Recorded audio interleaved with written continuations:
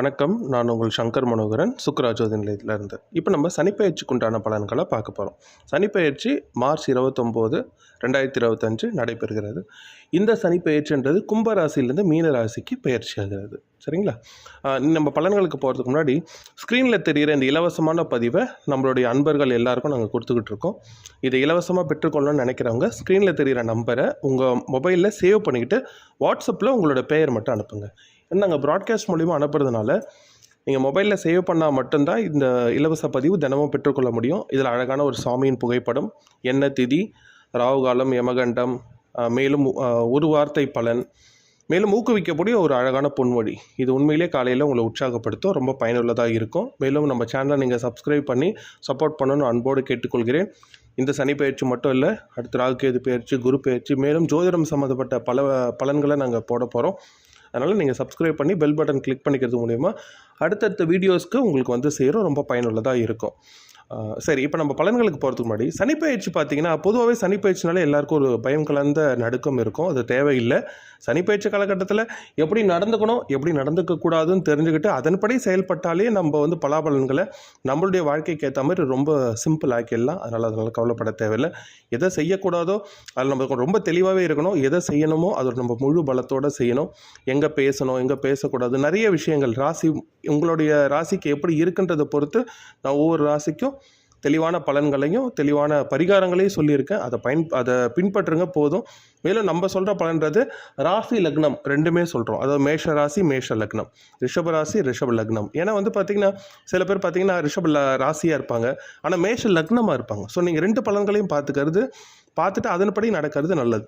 மிதுன ராசியாக இருப்பாங்க, சிம்ம லக்னமாக இருப்பாங்க. ரெண்டு பலன்களையும் பார்த்துக்கிறது உகந்தது. சரிங்களா? அதனால் நீங்கள் ரெண்டுத்துக்கும் சேர்த்தா மாதிரி தான் நாங்கள் பலன்கள் பார்த்து கொடுத்துருக்கோம். ரொம்ப பயனுள்ளதாக இருக்கணும். இது எல்லாமே நல்லபடியாக பெற்றுக்கொண்டு இதை நீங்கள் ஃபாலோ பண்ணி இந்த பயிற்சியை ஒரு நல்ல பயிற்சியாக உங்களுக்கு விலகணும்ன்ட்டு எல்லாம் வல்ல சனி பகவானை நான் மனதார பிரார்த்தனை செய்து கொள்கிறேன். சரி, ஒவ்வொரு ராசிக்கு உண்டான பலன்களுக்குள்ளே இப்போ நம்ம போக ஆரம்பிக்கலாம். இப்போ நம்ம மேஷ ராசி, மேஷ லக்னத்துக்கு உண்டான பலன்களாக பார்க்க போகிறோம். மேஷ ராசிக்கு சனி பகவான் 12ஆம் இடத்துல இருக்கார். இந்த 12ஆம் இடம் அப்படின்றது விரய சனி அப்படின்னு சொல்லுவாங்க. குறிப்பிட்டு சொல்லணும்னா 7.5 சனி மேஷராசிக்கு ஆரம்பிக்குது. சரிங்களா?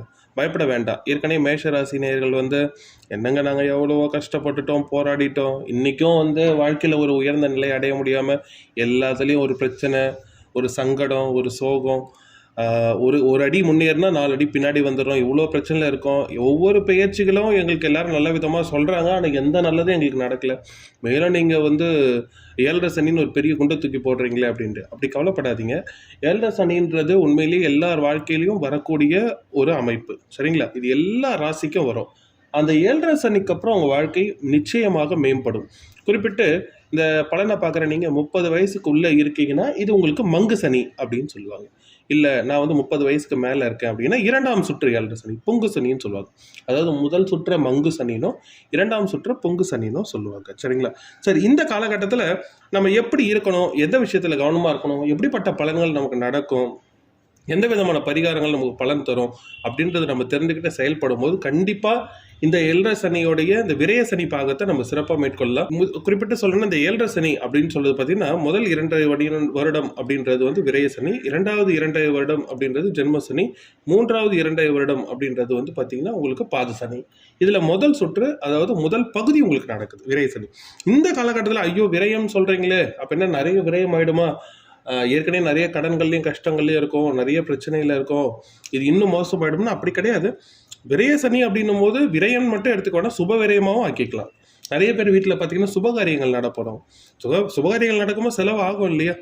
சுபகாரியங்கள், திருமணம், வீடு கட்டுதல், இருக்கிற வீட்டை வந்து நீங்கள் சீரமைச்சு இன்னொரு மாடி சேர்த்து கட்டுறது, எந்த விதமான சுபகாரியம் எடுத்துக்கலாம். சீமந்தம் நடக்கலாம், வீட்டில் ஒரு குழந்தைக்கு பேர் வைக்கலாம், இல்லை குழந்தை பிறக்கிறதுக்கான செலவு, நிறைய விஷயங்கள் இருக்குது. உங்ககிட்ட பணம் இருக்கும் பட்சத்தில் சுபமாக அதை செலவு பண்ணிங்க. வீட்டுக்கு தேவையான பொருளை வாங்குங்க, வீட்டுக்கு தேவையான நகை ஏதாவது ஒன்று வாங்கி வச்சுக்கோங்க. காசாக கையில் வச்சுக்காம முடிஞ்ச அளவுக்கு ஏதாவது ஒரு இடத்துல போயிட்டு அதை வந்து நீங்கள் ஒரு இன்வெஸ்ட்மெண்ட் மாதிரி பண்ணிடணும். இன்வெஸ்ட்மெண்ட் அப்படின்னா உங்களுக்கு வந்து பார்த்தீங்கன்னா நான் போய் ஒரு இடம் வாங்கிட்டோமா, நான் டக்குன்னு போயிட்டு ஒரு நகை வாங்கிட்டோமா அப்படின்னா நான் வந்து எதையுமே திட்டமிட்டு செய்யுங்க அப்படின்னு நான் சொல்லுவேன். இப்போ இடம் வாங்குறீங்கனாலும் சரி, டாக்குமெண்ட்லாம் வெரிஃபை பண்ணி டபுள் டாக்குமெண்ட் செக் பண்ணி கரெக்டாக இருக்கா, இந்த இடத்த நான் வாங்கலாமா அப்படின்றது நீங்கள் ஒரு தடவை 2 தடவை அலசி ஆராய்ஞ்சு வாங்கணும். சரிங்களா? அதே போல் நான் வந்து வேற ஒரு பொருள் வாங்க போகிறேன்னா சரி, அந்த பொருளை எந்த இடத்துல வாங்கினா குவாலிட்டியாக இருக்கணும். ஏன்னா சுபவிரயம்ன்றது நம்ம பண்ணும்போது கூட சரி, நம்ம தப்பாக பொருள் வாங்கும்போது அது வாங்கின பொருள் வீணாக போகும். அப்படி பண்ணக்கூடாது. சரிங்களா? அதனால எந்த ஒரு பணம் சம்மந்தப்பட்ட விஷயம் கவனம் அவசியம். தொழில் கூட்டு தொழில் அப்படின்றது எதுவும் இப்போதைக்கு வேண்டாம். இல்லை கூட்டு தொழில் ஏற்கனவே பண்ணுறவங்க கொஞ்சம் எதையும் கவனத்தோட செயல்படுங்க. இல்லை நான் புதுசாக தொழில் ஆரம்பிக்கலான்னு இருக்கேங்க, நீங்கள் என்ன சொல்கிறீங்க அப்படின்னா 30 வயசுக்குள்ளே நடக்கிற முதல் சனியாக இருந்தால் கண்டிப்பாக வேண்டாம், கொஞ்சம் தள்ளி போடுங்க. சரிங்களா?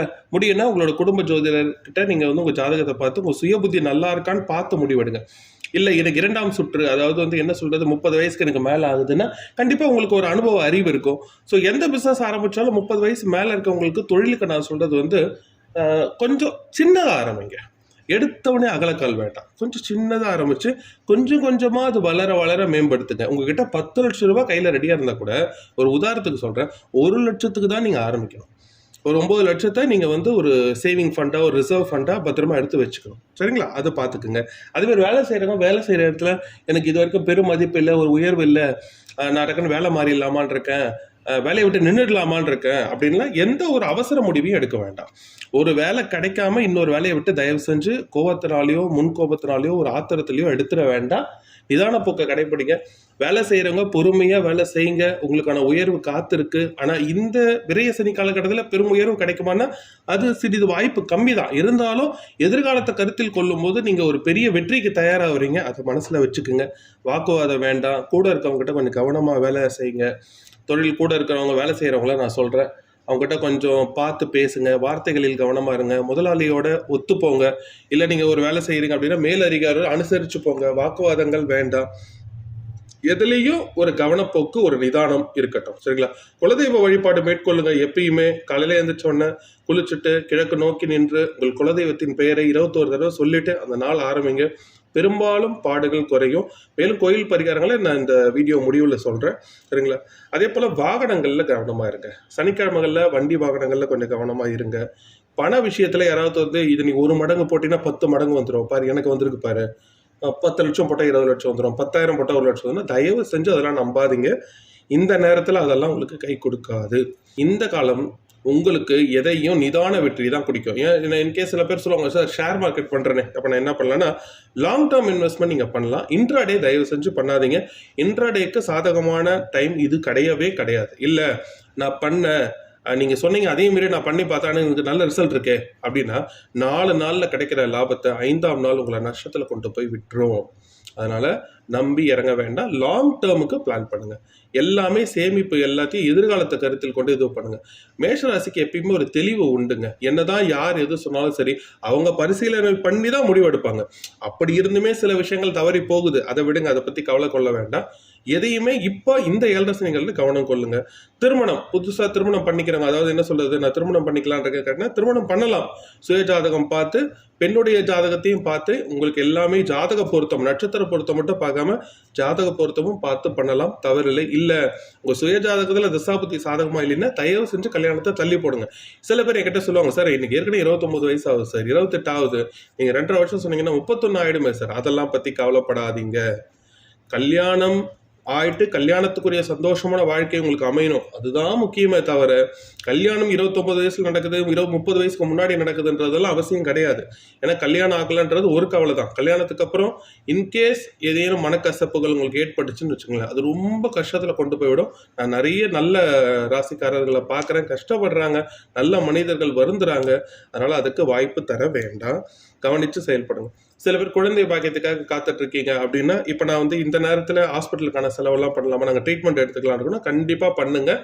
ஆனால் ஹாஸ்பிட்டல் போகிற நீங்கள் ஒரு தடவைக்கு 2 தடவை பரிசீலனை பண்ணி ஒரே ஹாஸ்பிட்டலாக டிசைட் பண்ணி போங்க. சில பேரை நான் பார்த்துருப்பேன், இந்த காலகட்டத்தில் ஹாஸ்பிட்டல்ஸை மாற்றிக்கிட்டே இருப்பாங்க. அதெல்லாம் வேண்டாம். ஒரே ஹாஸ்பிட்டலாக டிசைட் பண்ணி ப்ராப்பராக ட்ரீட்மெண்ட் எடுத்து ப்ராப்பராக பண்ணுங்க. நல்லது ஒரு குழந்தை பாக்கியம் கண்டிப்பாக இறைவன் ஒரு நாள் உண்டு, கவலைப்படாதீங்க. அதே போல் இடம் ஒன்று வச்சிருக்கேன் சார், அதை விற்கலான் இருக்கேன், இது சரியான டைம். ஆனால் இடம் விற்கிறதுலாம் இப்போ வேண்டாம். இடம் வாங்கிறது விற்கிறது ரெண்டுமே சாதகமான அமைப்பு இந்த காலகட்டம் கிடையாது. ஏன்னா இப்போ இடம் வாங்குறீங்க அப்படின்னா அது லேஸ்பட்ட காரியமாக இருக்காது. நீங்கள் ஆரம்பிக்கும் போது ஒரு மாதிரி இருந்துட்டு அது முடியும் போது வேற மாதிரி கொண்டு போய் உங்களுக்கு மனக்கசப்பாக முடியும். விற்கிறீங்க அப்படின்னா நீங்கள் விருப்பப்பட்ட அமௌண்ட்டுக்கு விற்க முடியாது. நான் ஒரு 10 லட்சத்துக்கு மதிப்புள்ள ஒரு இடத்த வைக்கிறேன்னா இந்நேரம் பார்த்தா அதை வந்து ஒரு அவசர காலகட்டத்துக்கு 7 லட்சம் 8 லட்சத்துக்குலாம் உங்ககிட்ட வந்து கேட்கக்கூடிய அமைப்புகள் உண்டு. விரும்பிய தொகை கிடைக்காது. அதனால இது சரியான நேரம் கண்டிப்பாக கிடையவே கிடையாது. அதில் பார்த்துக்குங்க. அதே போல குலதெய்வ வழிபாடு, நிறைய பேர் குலதெய்வ வழிபாடு நான் ரொம்ப நாள் ஆச்சு சார் என் குலதெய்வ கோயிலுக்கு போகலை அப்படின்னா இந்த 7.5 சனி காலகட்டங்களில் கண்டிப்பாக குலதெய்வ வழிபாடு ரொம்ப ரொம்ப அவசியம். அது பாருங்க. அதே போல கெட்ட நேரம்னு ஒன்று கிடையவே கிடையாதுங்க. அதை தயவு செஞ்சு நீங்கள் எல்லாருமே புரிஞ்சுக்குங்க. ஏன்னா வந்து ஒரு 10th படிக்கிற பையனுக்கு 10th படிக்கும் போது ரொம்ப கடினமாக இருக்கும். அது கெட்ட நேரம்னு சொல்ல முடியாது. வேலைக்கு போறவங்க வேலை செய்யறத ரொம்ப கஷ்டப்பட்டு செய்வாங்க. அது கெட்ட நேரம்னு சொல்ல முடியாது. ஒரு குழந்தையை பெற்றுக்கொள்ளும் தாய் ஒரு 10 மாதம் அந்த ஒரு கஷ்ட நஷ்டங்களை பார்ப்பாங்க. அது கெட்ட நேரம்னு சொல்ல முடியாது. ஒரு அதீதமான சந்தோஷத்துக்கு ஆரம்பம். அந்த 10th மார்க் தான் அந்த பையனை உயர்த்துது. மாசம் மாசம் கிடைக்கிற சம்பளம் தான் நம்மள வாழ்க்கையை மேம்படுத்துது. ஒரு குழந்தை பாக்கியம் கிடைக்கிறது அடுத்த வாரிசை உருவாக்குது. புரியுதுங்களா? அதனால எந்த ஜாதகத்துக்கும் எதுக்கும் கெட்ட நேரம்னு ஒன்று கிடையாது. என்ன சொல்லலாம், ஒரு சேலஞ்சிங்கான நேரம், ஒரு சோதனைக்கான நேரம். சோதனை கடந்தால் சாதனை. நீங்க அப்படி மனசுல எடுத்துக்கிட்டு செயல்படும் போது வெற்றி வாய்ப்புகள் வந்து சேரும். மாணவர்கள் படிப்பில் கவனம் ஏறும். ஏன்னா படிப்பில் கவனங்கள் சிதற வாய்ப்பு உண்டு. நிறைய பேர் நான் இந்த கோர்ஸ் எடுக்கலான் இருக்கிறேன், இந்த படிப்பு எடுக்கலான் இருக்கேன், எனக்கு கிடைக்குமானா எல்லாமே கொஞ்சம் சேலஞ்சிங்கா இருக்கும். ஆனா கிடைக்கும். அதிகப்படியான முயற்சியும் உழைப்பும் வேணும்.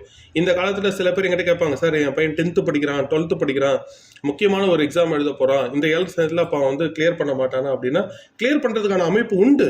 ஆனா அதிகப்படியான உழைப்பு தேவைப்படும். ஏன்னா இந்த நேரத்துல கவனச்சிதறல், ஒரு தன்னம்பிக்கை குறைபாடுகளை ஏற்பட வாய்ப்பு இருக்கனால ஊக்கப்படுத்திக்கிறது ரொம்ப நல்லது. அவ்வளவுதான். எல்லாத்தையும் விட இப்ப நாங்க சொல்றதெல்லாம் பொது பலன் தான். அதனால நீங்க அதை போட்டு குழப்பிக்காம ஒரு சுயஜாதகம் சொல்றதை கேட்கும் போது இன்னும் சிறப்பான பலன்கள் இருக்கும். கவலை வேண்டாம். என்னை பொறுத்த வரைக்கும் மேஷம் எப்பயுமே பார்த்தீங்கன்னா சோதனையை கடந்து சாதனை படைக்கும் ஒரு ராசி. புரியுங்களா? நடந்ததை விடுங்க, நடக்க போகிறத யோசிங்க. வரக்கூடிய சனி பயிற்சி, அதுக்கடுத்து நடக்கக்கூடிய ராகு கேது பயிற்சி, அதுக்கடுத்து நடக்கிற குரு பயிற்சி, எல்லாத்தையும் கருத்தில் கொண்டு தான் உங்களுடைய வாழ்க்கை நடக்கும். அடுத்து நம்ம ராகு கேது பயிற்சி, குரு பயிற்சி எல்லாமே போட போகிறோம். இதை மூன்றும் கலந்த ஒரு பலன்களையும் போடலான்றது ஒரு திட்டம் இருக்குது. அதுவும் உங்களுக்கு நாங்கள் போடுவோம். அதையும் நீங்கள் பார்த்து பயன்பெறலாம். கவலை வேண்டாம், எல்லாம் நல்லபடியாக நடக்கும். இப்போ உங்களுக்கான கோயில் பரிகாரம் என்னன்னு பார்த்தீங்கன்னா, சனிக்கிழமை சனி பகவான் கோயிலுக்கு தவறாமல் போய் எல் விளக்கு ஏற்றுங்க. எல் விளக்கு, அதாவது நீங்கள் எப்படி கோயிலுக்கு போனால் முதல்ல விநாயகர் கோயிலுக்கு ஒரு அருகம்புல் கொடுத்துட்டு, அதுக்கடுத்து சனி பகவானுக்கு ஒரு எல் விளக்கு கொடுத்துட்டு நேராக பெருமாளை போய் பாருங்க. இதை சனிக்கிழமை தவறாமல் பண்ணுங்க. முடியும்னா 6 மாதத்திற்கு ஒரு முறை. இப்போ இந்த மார்ச் வந்த உடனே ஒரு ஏப்ரல் போல ஒரு வாட்டி திருநள்ளாறு போயிட்டு வரீங்கன்னு வச்சுங்க. அதுலேருந்து கருத்தில் கொண்டு ஒரு 6 மாதத்துக்கு ஒரு வாட்டி இந்த 7.5 சனி முடிகிற வரைக்கும், 7.5 சனி முடிஞ்சு அந்த சனி விலகிற வரைக்கும் நீங்கள் ஒரு 6 மாதம் கணக்கில் கொண்டு நீங்கள் திருநள்ளாறு போயிட்டு வர்றது ரொம்ப உத்தமம். அது உங்கள் சூழ்நிலை பார்த்து பண்ணுங்க. இது வந்து 30 வயசுக்குள்ளே இருக்கவங்க திருநள்ளாறு மட்டும் போயிட்டு வந்தால் போதும். நான் 30 வயசுக்கு மேலே இருக்கங்க, எனக்கு வந்து இது 2ஆம் சுற்று, எனக்கு நீங்கள் சொன்ன பொங்கு சனி நடக்குது அப்படின்றவங்க திருக்கொல்லிக்காடு அப்படின்னு சொல்லுவாங்க. சரியா? அதில் சனி பகவான் வந்து சிரித்த கோலத்தில் இருப்பார். அந்த கோயிலையும் சென்று நீங்கள் வழிபடுதல் உத்தமமாக இருக்கும். ரொம்ப நல்ல பலன்களை பார்ப்பீங்க. கவலையப்படாதீங்க. சோதனை கடந்து சாதனை படைக்கும் மேஷராசி.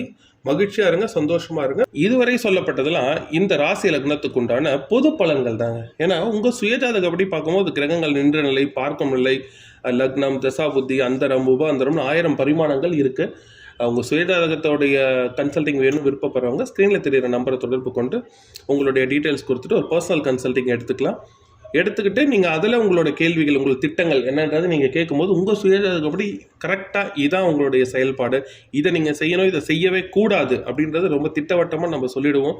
என்னப்பட்ட பலாபலங்கள் உங்களுக்கு நடக்குது அப்படின்றது தெளிவாக தெரிஞ்சுக்கும் போது நீங்கள் செயல்பட வசதியாக இருக்கும். பார்த்துங்க.